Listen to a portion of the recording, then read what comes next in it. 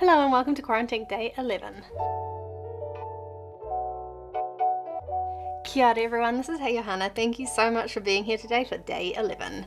I really hope that you're all having a good Easter despite everything that's going on, and if you don't celebrate Easter, I hope that you're having a happy Sunday. Today's prompt is Prance, so let's begin.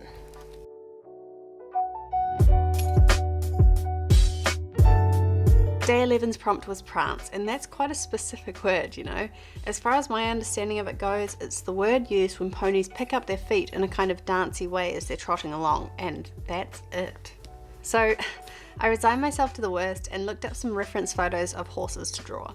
I've been fascinated kind of recently about how horses are so complexly muscular, and quite often you can see the muscles of the neck, of the legs, of the chest very clearly. So I collected some reference pictures, particularly of those showing clear anatomy, and decided to draw almost like an inside-out horse, or like a horse without skin or something. Basically, I wanted the muscles to be very visible. By the way, quick aside here, whenever I'm doing a drawing I think is going to need reference photos, or if I just need a bit of inspiration, I use Pinterest. I find it has the best reference pictures, and the way it works means I could scroll through for hours, saving picture after picture, and I just find it really helpful.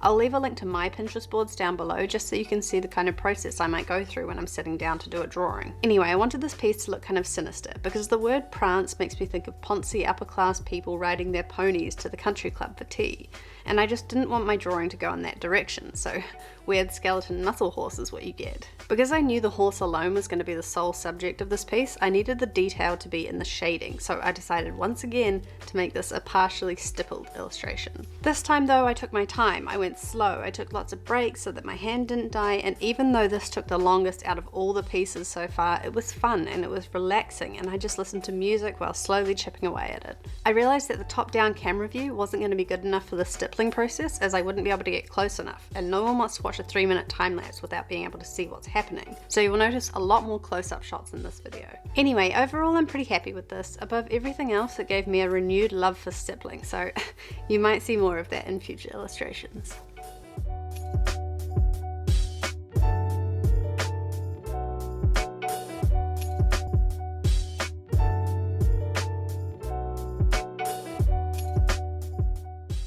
So after hours of dotting, here is finally the completed piece for day 11.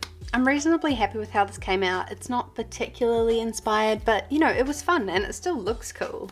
Thank you so much for watching. Kia ora everyone, have a wonderful evening, and I will see you tomorrow. Bye!